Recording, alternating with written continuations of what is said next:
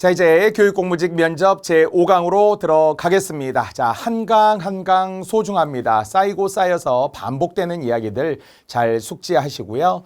그다음 멘탈, 정신적으로 잘 무장이 되어야 하며 중요한 것은 외적인 요소들과 함께 우리 자신의 자신감 그리고 실력을 쌓아가는 것. 그 실력이라는 것은 그래도 업무와 관련된 직무 능력과 관련된 가장 기본적인 실력은 이미 다 갖추고 있으셔야 하고요. 그 외적으로 교육에 대한 마인드 그리고 교육에 대한 여러분의 성실성 어떤 순수함들이 분명 면접장에서 잘 드러나기를 기대해 보겠습니다. 자, 지난 우리 4강 때 설명했었고요. 당황하지 않아야 한다. 준비하면 당황하지 않는다. 준비가 없으면 결국은 그 절대적인 시간에 대한 확보가 철저히 되지 않은 채 약간 막연하게 면접을 준비하다가 현장에서 당황하는 경우들이 생깁니다. 그래서 당황하여 IQ가 50이 되지 않도록 여러분 충분히 준비하셨으면 좋겠고요. 자, 이제 우리 5강은 면접의 공통 질문들을 통해 그리고 또 시사 이슈 등을 통해서 마지막 외적 가이드를 이제 정리를 하고 다음 시간부터는 본격적으로 이제 문제에 따른 답들, 예시 답안들과 함께 살펴보려고 합니다. 자, 이번 5강도 역시 공통 질문에 앞서서 여러분에게 드릴 수 있는 핵심 하나의 팁을 먼저 정리를 해드리려고 합니다. 이것은 나중에 한 번 더 총정리할 예정인데요. 자, 역시 질문 속에 답이 있다. 질문 속에 이미 답이 있다. 이렇게 써볼까요? 분명히 뭔가 질문을 할 때에는 의도를 갖고 질문을 하는 거죠. 그냥 단순히 뭐 자장면 먹을래? 짬뽕 먹을래? 이렇게 묻는 건 아니잖아요. 개인의 선호도를 묻거나 그냥 막연한 어떤 선택을 원하는 것이 아닙니다. 원하는 정답이 이미 들어있는 매우 보수적인 시험이라고 했잖아요. 학교 플러스 교육입니다. 그렇기 때문에 그 안에 원하는 답을 이미 전제해서 의도를 복선으로 깔고 묻는 것이 많아요. 그래서 지금도 우리가 한번 간단하게 사례들을 살펴보겠지만 여러분이 질문의 의도를 정확하게 이해하시고 그것을 2번, 3번 꼬아서 하거나 아니면 복합적인 의도가 있을 거라고 어떤 선입견이나 편견을 가질 필요는 없어요. 다만 가장 안정적인 답 그리고 가장 예측 가능한 답을 여러분이 하시면 되겠습니다. 자, 그래서 일반적으로 인성과 적성에 관한 문제, 직무와 역량에 관한 문제, 최근 이슈와 현안에 관한 문제들로 나누어 볼 수 있다라고 했습니다. 역시 사람이잖아요. 우리가 사람이 어떤 행동을 하는 거고 그 사람의 행동 안에 가치관들이 반영되어 있어서 인적성이라는 분명히 제가 일관성이라는 이야기를 많이 했잖아요. 그 일관성이라고 하는 것은 결국 성격에서도 또 이 사람이 이 일을 잘 할 수 있는지 없는지 어쨌든 교육 공무직, 공무원이 되실 분들이기 때문에 그 공무원으로서의 성향과 잘 맞아야 된다. 너무 튀어서도 안 되고 또는 뭔가 너무 우리가 약간 우월의식이 있어서도 안 되고 자신감과 자만심은 다르잖아요. 자신감은 내가 할 수 있다. 적극적이고 긍정적인 자세, 적극적이고 긍정적인 자세 이런 것들은 굉장히 필요하잖아요. 하지만 그렇다고 해서 너무 우리가 흔히 말하는 약간 나댄다, 나선다, 튄다 이런 이야기는 또 위험한 거니까요. 자, 그러면서 직무와 역량 역시 전문성이죠.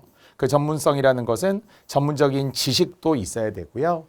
늘 이야기했지만 준비된 지식도 준비된 전문적인 능력도 갖추어야 합니다. 다만 내 일과 관련된 전문성도 분명히 있겠지만 내 일과 관련되지 않는 사실은 우리가 학교 현장만 놓고 보더라도 교육청도 있습니다만 다양한 잡일들이 많이 있을 수 있어요. 누군가에게는 잡일일 수 있지만 그러나 꼭 해야 할 일들이 있거든요. 사소하지만 수도꼭지나 잠가야 할 때도 있고요. 소등, 불을 꺼야 할 때도 있어요. 이런 간단한 일들조차도 내가 먼저 하겠습니다 하는 사람도 있는가 하면 남이 알아서 하겠지 이런 사람이 있거든요. 그게 바로 적극성이 잘 드러나는지도 보려고 할 거예요. 그래도 누군가 한 명을 뽑아놨는데 그 사람이 기존에 없던 좋은 의미의 변화, 좋은 의미에서의 어떤 우리가 안전 이런 것들이 다 갖추어져 있으면 이분을 참 잘 뽑았다 이렇게 할 수 있잖아요. 그래서 회사에서도 가장 사실 이제 퇴사가 많고 신입사원 때 1년차 때 퇴사가 한 30% 이상 이렇게 나오기도 하거든요. 그래서 그렇게 되지 않기 위해서 처음에 잘 조화롭고 두루두루 둥실둥실하고 이렇게 둥글둥글하신 분들 이런 분들이 사실은 사회생활에 잘 적응하는 거잖아요. 너무 지나치게 예민하지 않았으면 좋겠고 또 최근 이슈와 현안 같은 경우도 역시 교육과 관련해서 교육 플러스 사회겠지만 교육과 관련된 최근 이슈들은 무엇이 있는지, 그래서 교육청의 홈페이지 계속 들어가야 된다고 했어요. 슬로건 알아야 됩니다. 교육 정책 몇 대 정책, 5대 정책이라든지 교육감이 발표한 이야기들라든지 아니면 각 학교들에서도 초등, 중등, 고등 그 이외에 다양한 돌봄 보호사까지 포함하여서 역시 그 각각의 교육기관에서 추구하고 원하는 어떤 가치관이나 또는 이슈가 있을 거예요. 그런 것들을 시사적으로 분명히 잘 알고 들어가야 합니다. 자, 일반적으로 이제 우리가 인적성을 확인하는 것, 자기소개. 그냥 단순한 자기소개를 말하는 것은 아니고요. 그에 따른 성격, 그 다음에 경험, 그 다음에 실력, 알겠죠? 이 직무 역량과 관련된, 능력과 관련된 추가 질문의 가능성. 그래서 왜 여기를 지원했느냐라는 거잖아요. 그것이 내 업무와 내 성격과 잘 맞아야 하기 때문입니다. 그리고 이미 잘 맞고 있다라고 전제하는 거지, 나랑 잘 안 맞는데 어떻게 하려다 보니까 왔다, 뜻하지 않게 일을 하게 되었다, 이런 식으로 어떤 변수로서 이야기하면 안 됩니다. 변수를 이기는 방법은 상수라고 했잖아요.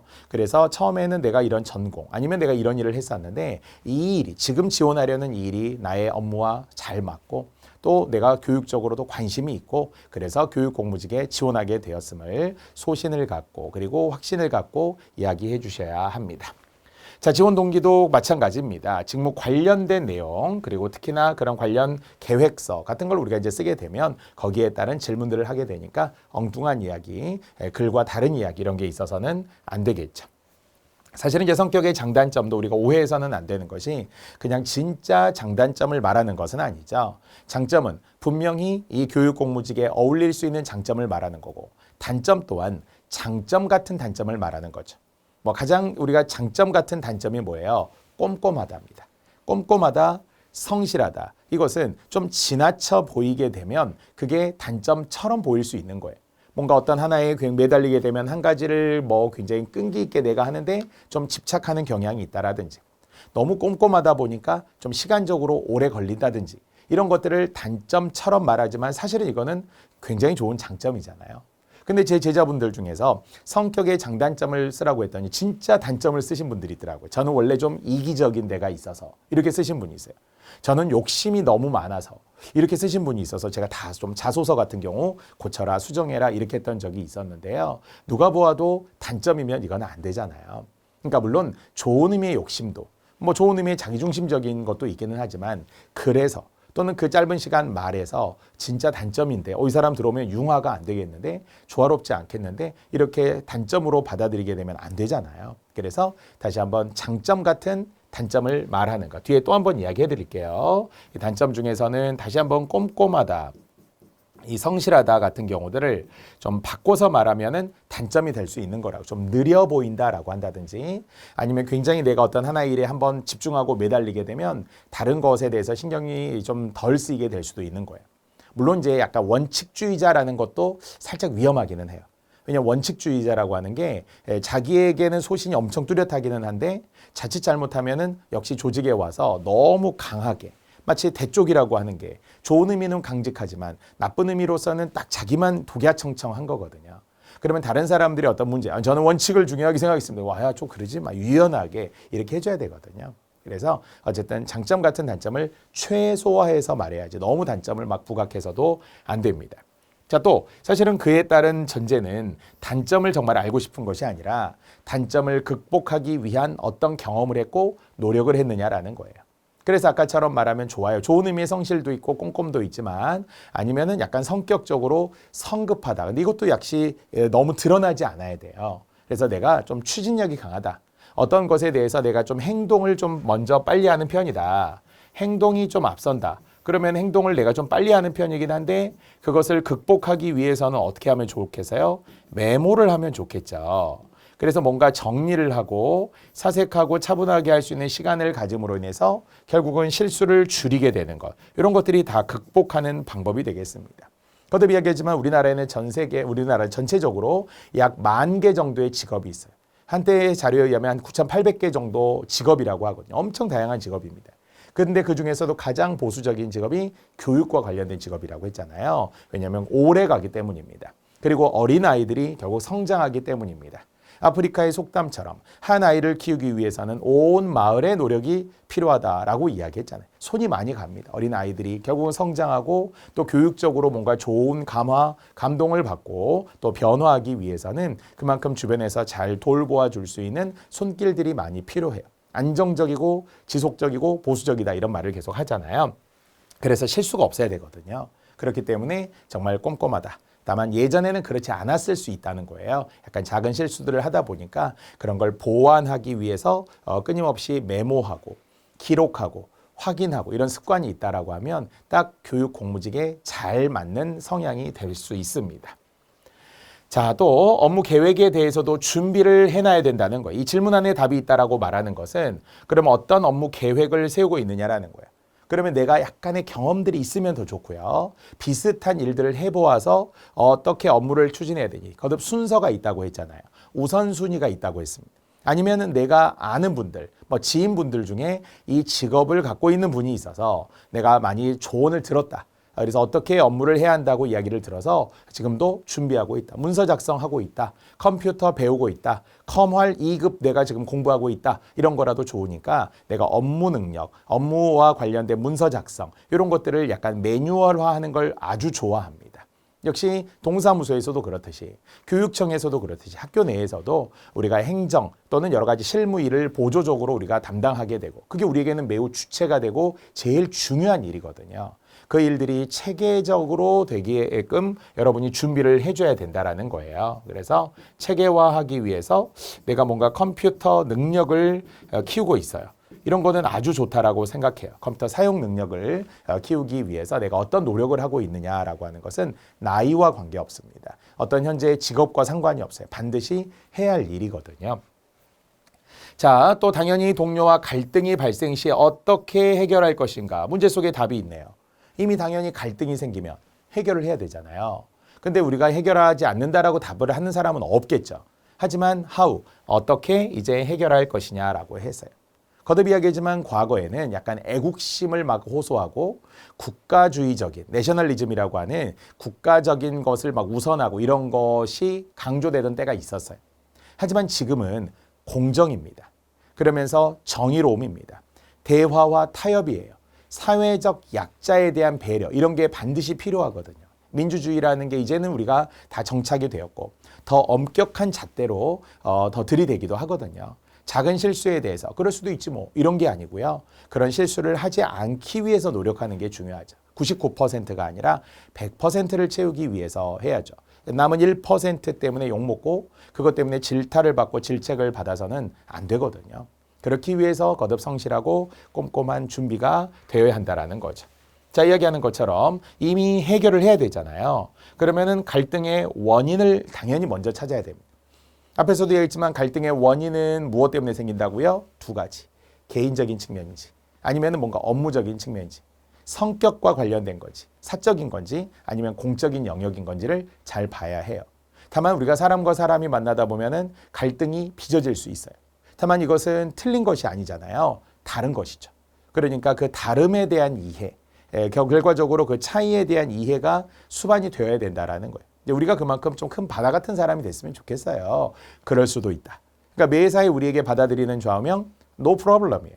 no problem. 괜찮아. 그럴 수도 있어. 괜찮아, 괜찮아, 다 괜찮아. 물론 법에 어긋나거나 아니면은 정말 우리가 어떤 원칙에 위배되는 것이어서는 안 되지만 그렇지 않고 사람과 사람 사이의 갈등이라면 일단은 잘 맞춰가는 것도 중요해요. 다름에 대한 인정도 필요하잖아요. 이런 것들이 우선되어야 되고요. 자, 그 다음에 이제 대화해야죠. 대화한 다음에 우리에게 필요한 것은 뭐다?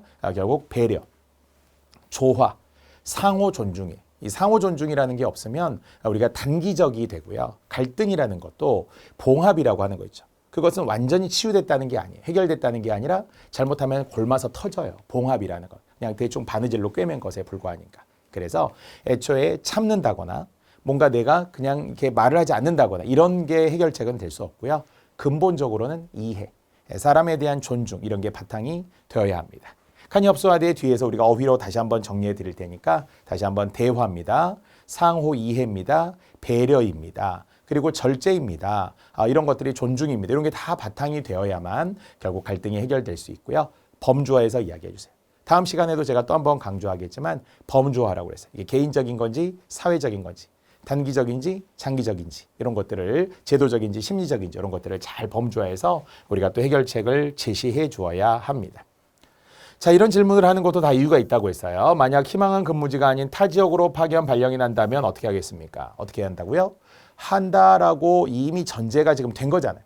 저는 못합니다. 이 지역 넘어서 못합니다 하면 안 되잖아요. 그래서 이제 거리가 어떠냐, 살고 있는 곳이 어떠냐 이런 걸 질문할 때가 있어요. 살고 있는 곳이 어디냐라고 묻는 것도 역시 둘 중에 하나의 의도를 또 내포하고 있다라는 거예요. 거리가 가깝기를 바라는 마음에 가까우면 이제 뽑아줄게 이런 것도 있어요. 대신에 멀면 그러면은 어떤 생각을 하겠느냐는 거예요. 그래서 멀어서 출퇴근에 어려움이 있으면 이사 오겠다 이런 마음이 있어야 된다라는 거예요.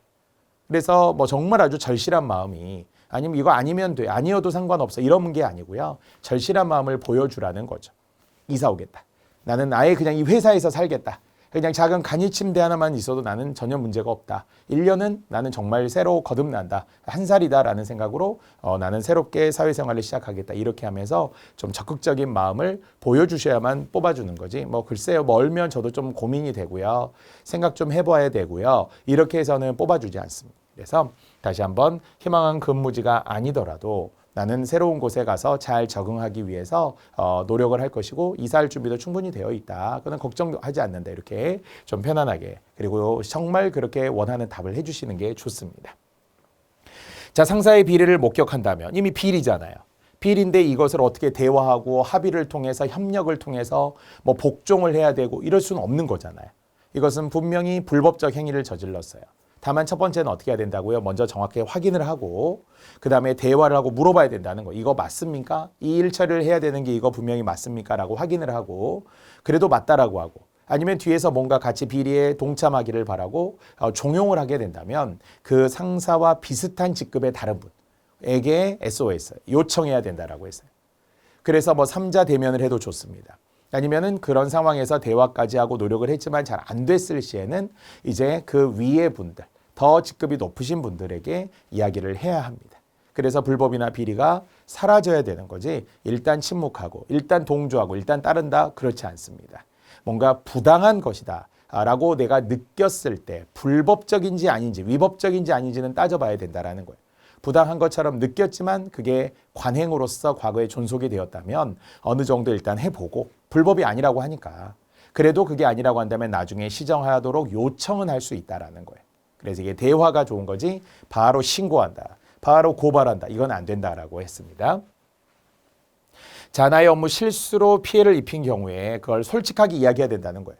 대충 우리가 진실을 감추려고 하기 때문에 그게 눈덩이처럼 커지는 거죠. 거짓말이 또 거짓말을 낳게 되고 그래서 누구나 실수합니다. 그것을 솔직하게 이야기를 합니다. 그리고 시정하도록 노력하고 단기적으로 빨리 그걸 극복을 해줘야 된다는 거예요. 그래서 할 수 있다면 뭔가 문서가 부족하고 우리 사실 한글 타자 처음 칠 때 그렇지 않았나요? 저도 한글 타자 처음 칠 때 거의 이렇게 집착하다시피 밤을 새웠던 적이 있거든요.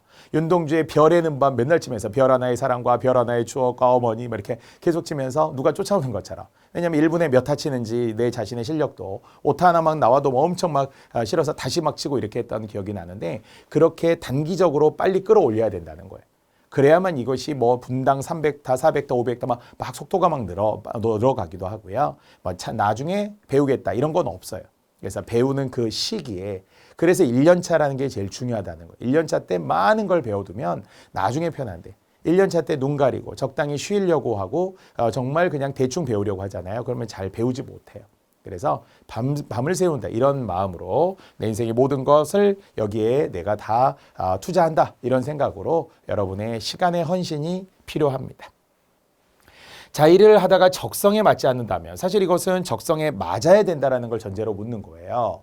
적성에 맞지 않으면 지원하지 않았겠죠. 그러니까 이 전제된 질문에 대해서도 우리가 반드시 그대로 수렴하면서 답변하는 게 아니라 저는 이 적성이라는 것은 따로 정해져 있는 게 아니라고 생각합니다. 이렇게 여러분의 이야기를 해주시는 게 좋아요. 적성은 타고난 게 아니잖아요. 우리가 직업이라는 게 내가 원해서 처음부터 그 직업을 갖게 되지 않아요. 하지만 결국 직업에 나를 맞추는 거죠.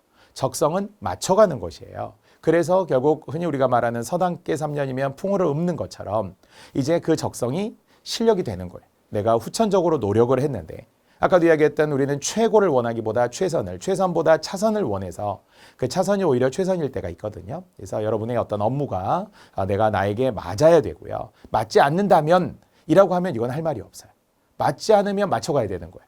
그래서 적성은 이미 지금 내가 이 일을 준비하면서 제가 적성에 이미 맞았다고 이야기를 해야 돼요. 저는 즐기고 있고 즐거워하고 있고 그 하나씩 알아가는 것에 대해 큰 보람을 느낀다. 교육이니까. 보람이라고 하는 게 없으면 안 되잖아요. 가장 헌신하는 분들, 정말 돌봄 교사분들도 있지만 유치원 선생님들 있잖아요. 더 어린 아이들 있잖아요. 유아원도 있어요. 이렇게 아이들 보면 선생님들이 진짜 헌신하는 분들이 참 많습니다. 다만 대부분 그들을 보면 헌신을 기꺼이 하시더라라는 거죠. 뭔가 아깝다거나 뭔가 내가 손해보고 있다 이렇게 생각하지 않잖아요. 그런 진심 어린 마음들을 또 통해 우리가 또 감동을 받을 때가 많습니다. 자, 직장 내 괴롭힘입니다. 사실 이것도 상당히 문제가 돼요. 우리가 보이지 않는 경우들이 있거든요. 직장 내 왕따라든지 뭔가 성향이 잘 맞지 않을 수 있어요. 특히 작은 조직일수록 더 심해요. 자주 부딪히고 자주 만나기 때문에. 두 사람만 있어도 안 맞을 수 있어요. 세 사람 있어도 둘이 친하고 한 사람이 안 친할 수 있어요. 이런 경우들에 대해서도 역시 가능하면 같이 식사도 하고 아니면 같이 대화도 자주 나누면서 그래서 좀 신경 써 주는 거죠. 우리가 내가 먼저 손을 내미는데 호의를 베푸는데 상대방에서 뭔가 악의로서 나쁜 뜻으로서 험담할 일은 거의 없다고 생각을 해요. 아까도 얘기했지만 틀림과 다름을 잘 구별하고 상호 존중이라는 거 있잖아요. 근데 이게 대화가 잘 안 될 때가 있다라고 생각은 하면서도 저는 제가 스스로 좋은 사람이면 다른 사람도 다 좋은 사람이라고 생각하고 접근하는 게 좋아요. 그리고 뭔가 우리가 악의 축, 악의 대상들이 분명히 있습니다. 하지만 그 잘 안 맞는 대상이라면 오히려 어떤 선의를 통해서 그 나쁘거나 이상하거나 조금 뭔가 괴롭히려는 사람을 변화시킬 수 있다고 생각을 해요. 그래서 그 직장 생활하는 것이 어쩌면은 시간적으로는 가정에서 어디 다른 공간에서보다 훨씬 더 많은 시간을 사회에서 생활하게 되는 거죠. 직장에서. 그러니까 그것을 잘 대화와 협력을 통해서 상호 존중을 통해서 잘 맞춰야 하고 그래도 될 때까지 내가 먼저 손을 내밀고 내가 먼저 하겠다. 이런 적극적인 모습들이 필요합니다. 자, 봉사활동 반드시 있어야 합니다. 이게 이제 우리에게 개인마다 다르지만 없던 분들이 있을지도 몰라요. 아르바이트 안 했던 분들이 있을지도 몰라요. 그런데 이건 있어야 돼. 그래서 찾아야 합니다. 아니면은 그런 경험들을 많이 못해서 지금도 하고 있다. 어제도 찾아보면 굉장히 많더라고요. 물론 학생들을 중심으로 하면 몇 시간 이렇게 봉사활동을 주는데 거창한 일이 아니어도 돼요. 그리고 엄청 지속적인 봉사활동이면 좋아요. 그것도 가장 최근 경험이면 좋습니다. 어렸을 때 어떤 초등학교 때, 중학교 때 이런 봉사활동보다는 그래도 현재 내가 하고 있는 것. 그래서 대학이라면 대학일 수도 있어요. 성인이 되어서 할 수도 있어요. 어디 교회에서 할 수도 있어요. 이런 여러 가지 봉사단체들이 있는데요. 직접적이고 또 적극적인 봉사도 있을 수 있고요. 아니면 소극적인, 단기적이거나 아니면은 하다 안 하다 할 수도 있습니다만 작은 경험을 소중하게 여겨라 그렇게 했잖아요. 그래서 내가 무엇을 느꼈는지에 대해서 TV 속에서도 보면 정말 저도 종종 합니다만은 700의 천사 이렇게 우리가 전화할 때 있어요. 그렇게 해서 좀 도와주기도 하고요. 아니면은 또한 내가 행동으로 몸으로서 직접 실천을 하는 경험들, 아까 아르바이트 경험들 이런 거에서 뭔가 느꼈어야 하겠죠. 사람들과의 관계도 있고 정말 어떤 소중한 경험들이 있을 테니까요. 자, 실패의 경험을 묻는 것은 단순히 경험을 묻는 것이 아니라 그래서 무엇을 깨달았는지라고 하는 답을 이미 제공하는 겁니다. 그러니까 역시 우리가 질문의 의도를 잘 이해해야 된다고 했어요. A에 대해 어떻게 생각하느냐? 그러면 A에 대해서 답을 하는 게 맞아요. 하지만 그 A에 숨겨져 있는 B라는 의도도 있어요. 지금처럼 실패의 경험에 대해서 말해보세요. 그럼 네, 저는 이런 실패 경험이 있습니다. 하고 끝나는 게 아니잖아요. 문제가 뭐라고 생각해요? 그럼 네, 저는 이게 문제라고 생각합니다. 이걸 원하는 게 아니거든요. 거기에 플러스 알파. 그러면은 이 문제를 해결하기 위해. 그래서 저는 이 실패의 경험을 통해서 무엇을 깨달았습니다. 까지가 완전한 답이라는 거예요. 그래서 A에서 그치지 않고 B까지 갈 수 있도록. 물론 문 면접관이 아니 실패의 경험이 뭐냐고 물었지 깨달은 것은 안 물어봤어요. 이렇게 하진 않아요. 왜냐하면 그 이후에 그래서 저는 무엇을 깨달았습니다. 결론적으로 저는 이렇습니다. 이 경험을 통해 라고 우리가 말하는 주어가 필요한 거예요. 이 경험을 통해 저는 뭐뭐를 깨달았습니다. 뭐뭐 해야 한다고 느꼈습니다. 라고 말이죠. 자, 보통 우리가 이제 실패하게 된 경험들은 앞에서 이야기했지만 무엇 때문이에요? 좀 성급했거나 준비가 철저하지 못했거나 아니면 내가 뭔가 지식이 부족했거나 사람들 사이의 관계에서 내가 좀 소극적이었거나 이런 태도들이 있어요. 일관되게 비슷한 게 있어요. 실패할 때는. 그래서 이제 그것을 극복하기 위해서 조금 더 적극적이어야 되고 전문 지식을 쌓아야 하고 좀 더 신중해야 되고 침착해야 되고 이런 것들을 우리가 느끼게 되잖아요. 이게 실패 플러스 깨달음까지 가야만 문제의 근본적인 정답이 될 수 있어요. 자, 갈등과 해결 방안의 경험을 말해보아라. 이것도 두 가지 의도가 포함되어 있잖아요. 같습니다. 갈등을 겪어야죠. 겪을 수 있어요. 큰 갈등이 아니거든요. 아까도 얘기했던 것처럼 왜 갈등이 생기죠? 서로 의견이 안 맞아서 그런 경우들이 많고요. 아까 개인적인 성격으로도 안 맞을 수도 있어요. 아니면 전문적인 업무 분야에서도 뭔가 내가 잘 미진할 수도 있고 저 사람이 부족할 수도 있어요. 하지만 그것을 극복하는 방법은 대화, 협력, 상호 존중, 이해, 배려, 알겠죠? 이런 게 애초에 있어야 되고요. 만약에 성격이라면 성격은 맞춰야 돼요. 그러면 성격이 후천적이라니까요. 선천적인 것을 성격이다 이렇게 보면 안 돼요. 기질이라는 건 있을 수 있어요. 약간 선천적인 기질들. 우리가 MBTI, 성격 심리 테스트 이런 거 하기도 하잖아요. 저도 MBTI 했습니다만 그런 심리 검사를 해보면 잘 모르겠어요. 그런 것 같기도 하고 아닌 것 같기도 해요.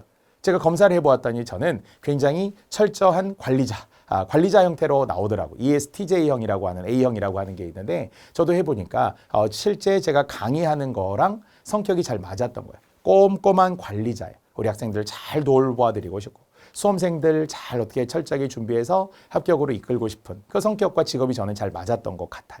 여러분도 그렇게 맞춰서 성격과 심리가 직업과 적성과 능력에 잘 맞아야 하는데요. 갈등이 있고 그런 갈등을 해결하는 방법이 과연 또 무엇이겠느냐라고 할 때 범주화하면서 구체적으로 이야기하면 되겠죠.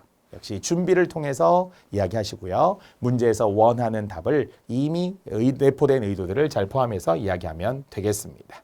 자, 그다음 직장 상사나 동료 또는 뭐 여러 가지 외부 경험들을 포함해서 이야기하면 되겠죠. 대화와 절충을 통해서 이게 잘 해결이 되었다. 이런 게 있습니다. 자, 이제 두 번째 직무 역량과 관련된 면접 공통 질문이고요. 자, 아까처럼 이제 사전 지식이 분명히 필요하다라는 거죠. 사전 지식과 그 전문 지식이 없으면 이 많은 이야기들은 사실 공허한 거잖아요. 내가 어떤 실무와 관련된 능력이 없는데 성격만 좋다고 해서 뭐 제가 먼저 하겠습니다라고 한다고 해서 적극적이라고 해서 미소를 띈다고 해서 우리가 합격이 되지는 않습니다. 그래서 내가 어떤 분야에 어디까지 공부를 했느냐. 이 전문성을 보여주는 것은 많아요. 어휘를 통해서 전문 어휘를 통해서 여러분이 그대로 구사하시면 돼요. 전문적이면서 전공적인 어휘를 구사해 주는 게 좋습니다. 그래서 내가 할 수 있는 분야 아니면은 법 조항 같은 거 있잖아요. 법 조항 같은 것도 여러분이 어느 정도 알고 어디에 이런 법이 있고 특히 행정과 관련된 부분들이 많으니까 그 행정과 관련된 언급을 직접적으로 해주면서 내가 이렇게 잘하고 있다. 물론 뭐 컴퓨터 사용 능력 이런 것도 분명히 이야기했습니다. 자, 물론 이제 청렴이라고 하는 것, 이게 이제 공무원의 기본적인 6대 의무 속에 청렴의 의무라는 게 특히 김영란법 등을 통해서 포함되어 있죠. 예전에는 학교에서 근무하고 교육처에서 근무하면 다 선생님이에요. 다 존중받아 마땅합니다. 자, 그러면은 예로부터 다 이렇게 우러러 봤잖아요. 그래서 그분들의 어떤 모습이 저도 그런 좌우명 속에 하나가 있습니다만 남을 가르치는 가장 좋은 방법은 스스로 모범을 보이는 것이다. 그러니까 남을 어떻게 가르칠 수 있겠어요? 내가 모범이 먼저 되어야죠. 내가 모범이 되지 않는데 남에게 가르칠 수 있다는 건 부끄러운 일이거든요. 직업으로 우리가 삼았기 때문에 그 직업에 대한 직업애라고 하는 게 있잖아요. 자긍심도 있고 책임감도 있으니까요. 그래서 당연히 청렴의 가치에 대하여서 이야기하고 그 청렴이라고 하는 것이 결국은 우리가 안 주고 안 받는 것이기는 한데 그러나 그 법의 테두리 안에서 우리가 또 존재해줘야 되는 거고요. 자, 이렇게 관심을 갖고 있었어야 합니다. 관심을 갖게 된 이유라는 거는 관심이 있어야 된다는 거잖아요. 근데 우리가 뭐 관심이 없었는데요. 저는 잘 몰랐는데요. 전공도 아니었는데요. 이건 어떻게 하다 보니까 이렇게 말하면 안 된다는 거예요. 설사 그랬을지라도. 그게 솔직한 마음일 수도 있잖아요. 전공을 그대로 직업으로 갖는 경우는 드물잖아요. 그래서 그 전공과 상관이 없었지만 내가 하는 일이 나의 적성에 잘 맞았고 그래서 내가 전문적 지식을 쌓았고 그래서 이 일이 가장 천직이라고 생각을 한다.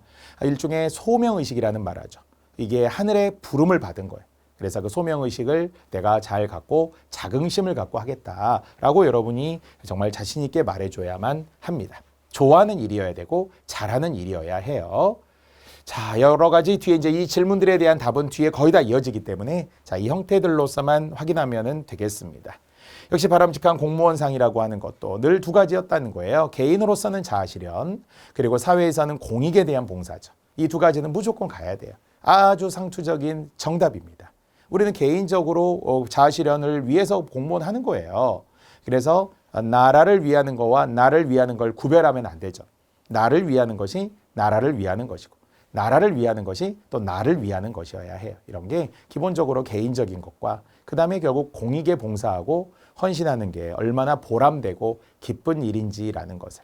물론 우리는 기업을 위해서 아니면은 나 자신을 잘 살자고 할 수도 있지만 국가를 위해서 한다라는 것은 얼마나 큰 기쁨입니까? 그래서 그 기쁨이 보람이 진심으로 좀 느껴져야 합니다.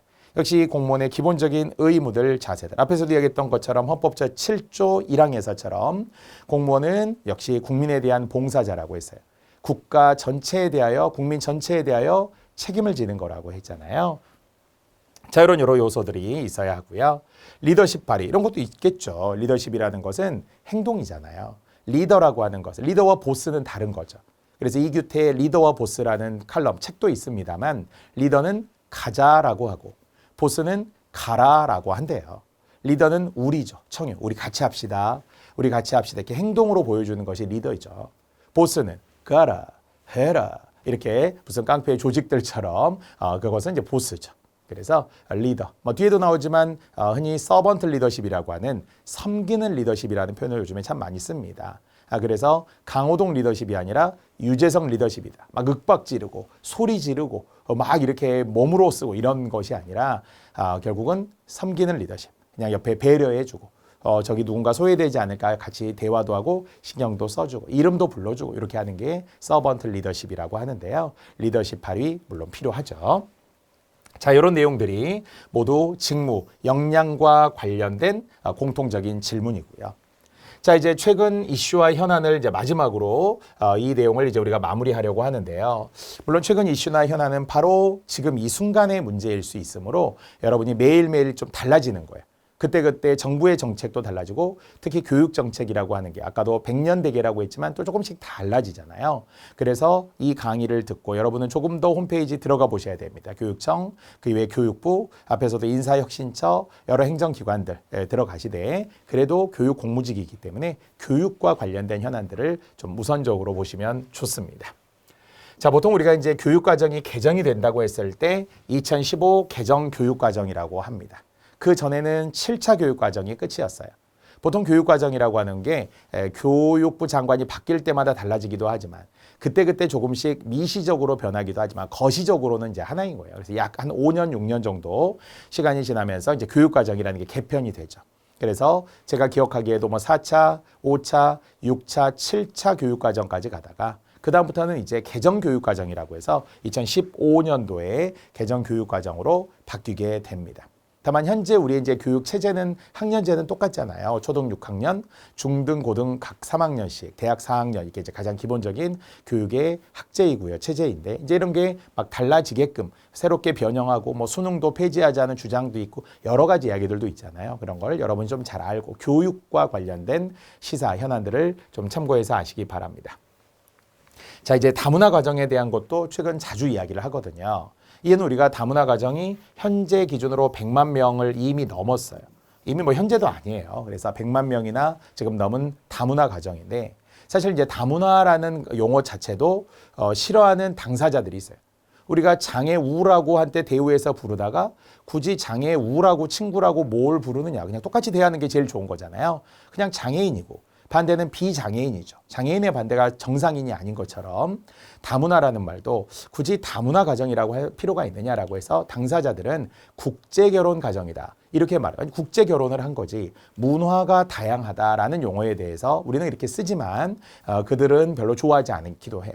심지어는 다문화가 아니라 타문화 아니냐.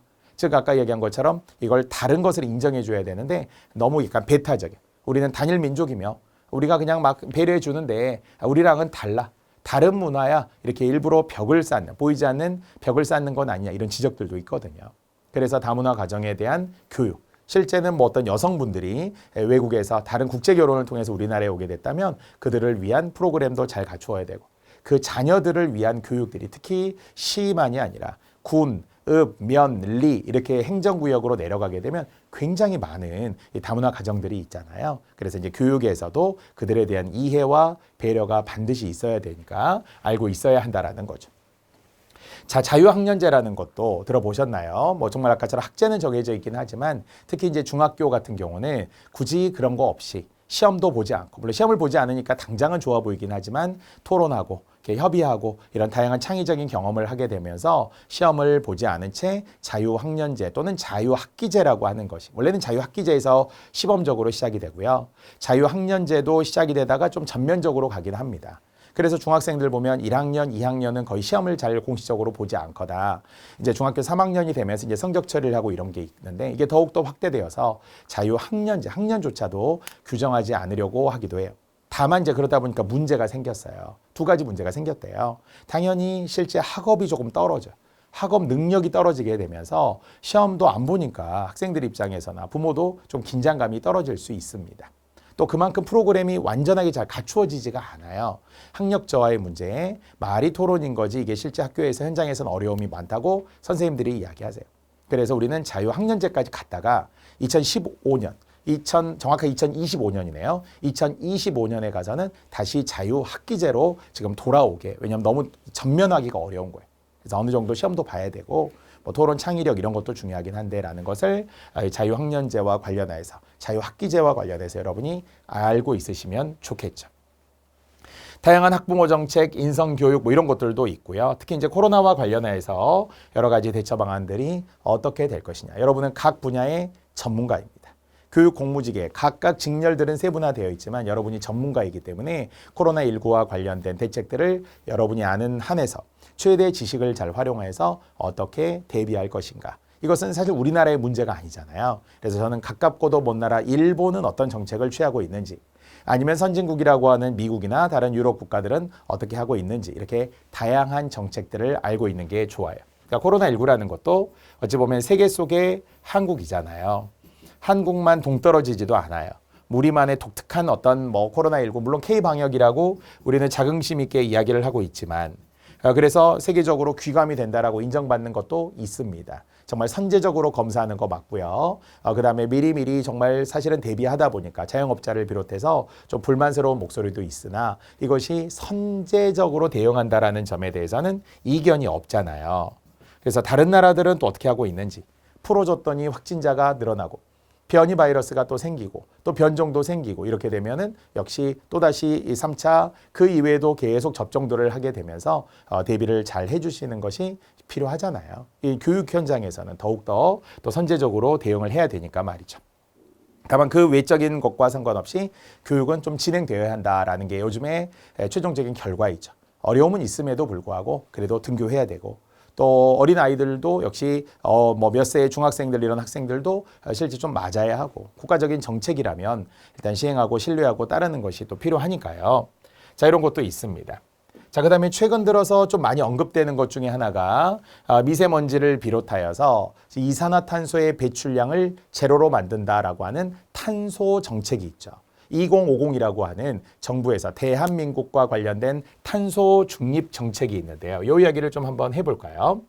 자, 이 이야기를 제가 다 포함해서 탄소 중립과 관련된 이야기가 최근에 좀 이슈거든요. 탄소 중립. 대한민국 탄소 중립 2050이라고 합니다.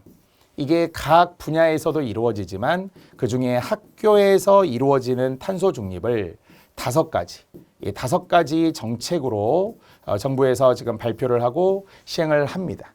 2020년 12월에 이제 선언을 하게 됐고요. 탄소 중립과 관련하여서 지금 뭐 계속 진행을 하고 있는 여러 행사들, 캠페인들이 있습니다. 자, 다 설명할 수는 없지만 그중에 제일 첫 번째가 역시 에너지 정책이겠죠. 그래서 에너지 정책이라고 하는 것은 그중에서도 뭐와 관련된 에너지 절약과 관련되는 거죠. 애초에 탄소 중립이라고 하는 것이 이산화탄소의 배출량을 제로로 만들자라는 거잖아요. 이것은 온실가스로 인해서 우리가 에어컨도 있어요. 냉장고에 냉매도 있어요. 자동차에서의 매연도 있어요. 이런 외적인 요소들 있잖아요. 자, 이런 것들 우리는 계속 개발을 해야 되는 사실은 개도국 입장이에요. 개도국에서 선진국으로 가야 되는 상황에서 어떻게 이산화탄소의 배출량을 제로로 만들겠어요. 계속 개발해야 돼요. 공장 돌려야 되거든요. 그러나 이제 정부의 정책은 그렇다는 거죠. 탄소 중립이라고 하는 정책을 이제 천명을 했고 그에 따른 여러 가지 정책 등을 시행하려고 합니다. 그럼 우리 교육 공무직으로서 이 첫 번째 에너지 정책과 관련된 게 무엇이냐라는 거예요. 이제 절약이죠. 에너지 절약입니다. 그럼 이제 절약한다라는 것도 여러 가지의 업무의 분야에 따라 다르기는 한데요. 그 중에서는 뭐 우리가 적정 온도 이야기를 많이 하죠. 냉방과 난방의 차이를 이야기하잖아요. 그래서 우리가 보통 시원하면 좋기는 한데 시원하더라도 25도에서 28도 정도. 이게 적정 온도라고 보통 에어컨 같은 경우 이야기를 하되 냉방과 난방을 기준으로 했을 때 난방도 한 2도 정도 낮추는 것을 이야기합니다. 2도 정도를 낮춘다. 섭씨 2도를 낮춘다라고 생각하면 되는데 낮추는 것은 난방이 되겠죠. 너무 막 뜨겁게 에어컨 아니 우리가 보통 겨울에 아파트들 어때요? 반팔 입고 반바지 입고 생활하잖아요. 안 좋죠. 안 좋은 것은 너무 우리가 과잉이에요. 낭비예요. 낭비. 그래서 난방은 2도를 낮추고 그다음에 냉방 같은 경우는 2도를 높인다고 하죠. 자, 이렇게 난방과 냉방을 기준으로 해서 보통 겨울 같으면은 18도에서 20도가 적정 온도라고 하거든요.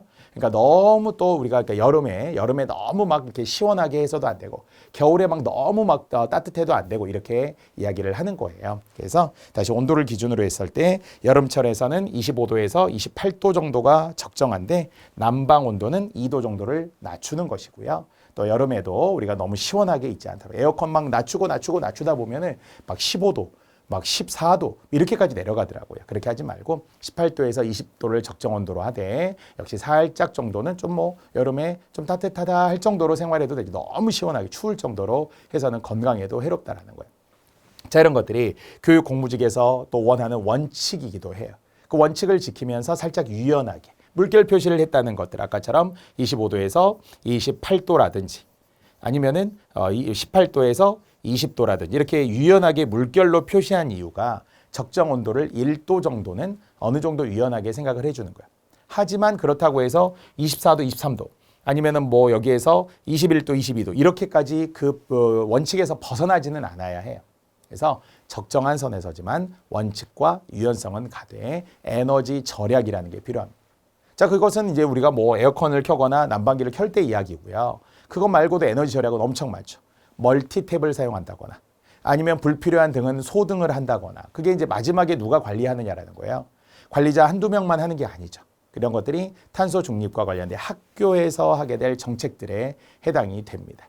많겠죠. 수도꼭지도 잠가야 하고 이런 여러 가지 물 절약부터 전기 절약까지 합쳐서 에너지 절약이라고 합니다.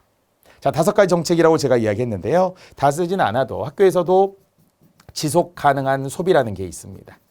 그래서 무작정 낭비하지 않아야 된다라는 거고 지속 가능 이런 표현 우리가 자주 해주면 좋겠죠. 그래서 음식 같은 것도 다 막 버리고 이렇게 하지 않도록 학교에서 급식 같은 경우는 말할 것도 없습니다만 이렇게 막 소비가 너무 낭비되지 않았으면 좋겠다. 먹을 만큼만. 그다음에 세 번째도 친환경과 관련된 이동을 학교에서 해주라는 거예요. 특히 자동차 같은 거. 너무 우리가 각 학교 선생님들도 운동장 보면 막 다 차 가져오고 이런 거 하잖아요. 그래도 걸어 다니고 아니면 버스 타고 다니고 가능하면 역시 최소화할 수 있도록 하는 게 학교 현장에서도 이루어져야 한다고 합니다. 자, 그 이외에도 역시 자원과 관련된 자원 절약도 학교에서 가장 많이 낭비되는 게 아까 문서들 있잖아요. 종이들, 파지들 엄청 많이 나오거든요. 그런 것도 이면지도 사용할 수 있어야 되고 처음부터 좀 너무 낭비하지 않아야 한다라는 것도 역시 자원 절약과 관련된 재생할 수 있는 것도 필요하더라라는 겁니다. 자, 마지막 하나 더 칸이 협소하지만 자연 환경 보호. 자연 환경을 보호하는 게 역시 학교 현장에서도 이루어져야 하잖아요. 그래서 자연보호, 우리 같으면 정말 나무도 심고 학교 정말 좋잖아요. 공기도 좋아야 하고 이런 것들을 모두 포함해 생태계도 잘 보존하면서 탄소 중립과 관련된 지금 정책이 학교에서 굉장히 중요합니다. 최근 이슈로서는 현재 기준으로서의 최고입니다. 그래서 다양한 지금 이슈들도 여기에 있었습니다. 스쿨존 이것도 말할 것도 없잖아요. 우리가 민식이법이라고 이야기하듯이.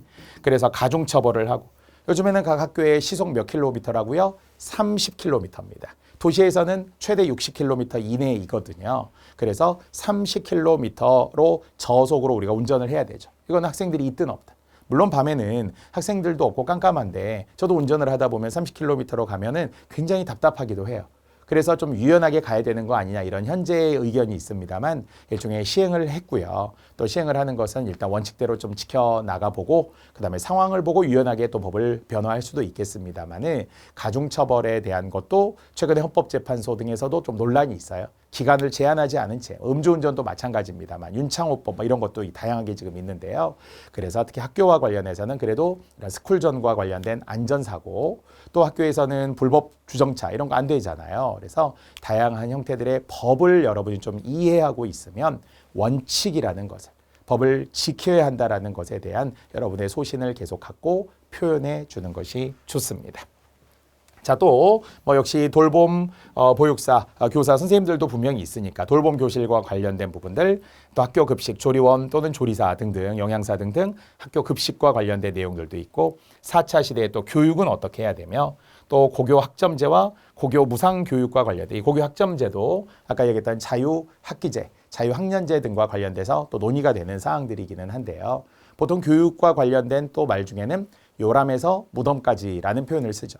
태어나서 죽을 때까지 평생 교육이라는 말을 쓰거든요.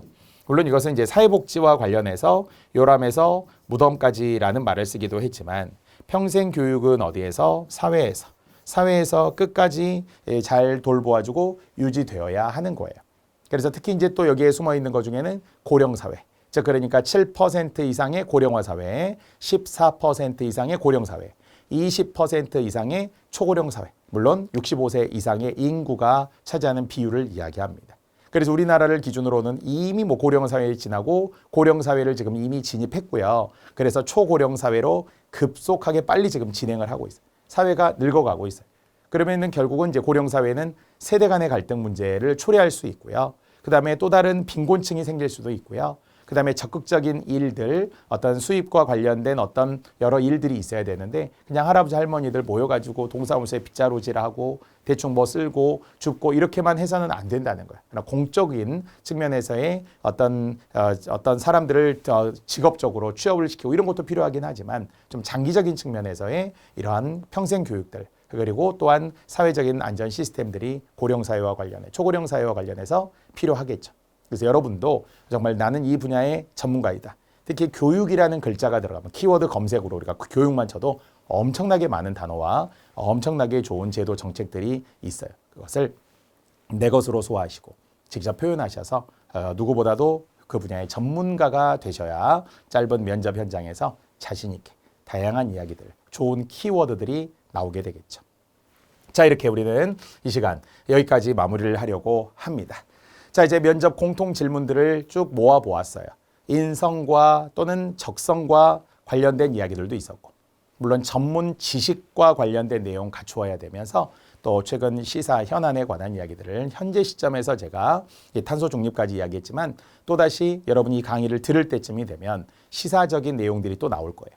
그래서 여기 언급된 것 플러스 새로운 것들을 직접 찾아서 발로 찾는 것도 제가 좋다고 했잖아요. 걸어가서 실제 교육 현장에 가서 보고 듣고 느낀 점들을 면접장에서 이야기하면 산 경험이 살아있는 교육이 아닐까라고도 생각해 봅니다. 자, 이번 강의였고요. 묻는 말에 정확하게 대답해야 되고 문제 속에 이미 답이 들어있다고 했어요. 문제점과 해결 방안, 성격의 단점에 대한 개선 방안들 또는 사람들과의 갈등과 관련된 해결 방안 이런 게 모두 함께 대답이 하나의 일관성 있게 나올 수 있었으면 좋겠습니다. 자, 여기까지를 우리는 이제 합격을 부르는 하나의 외적인 가이드, 성공 가이드, 합격 가이드를 좀 긴 시간이었지만 설명해 드렸었고요. 정말 제가 끊임없이 세뇌시켜 드리기 위해 좋은 의미로서의 거듭나기 위해서 바꾸어 드리기 위해서 강조하고 있습니다. 자, 잠시 후에는 이제 실전 기출문제들을 통해 면접 공통 기출문제와 답들을 통해서 또 필살기 또 하나하나 안내해 드리도록 하겠습니다. 자, 이번 강의는 여기까지입니다.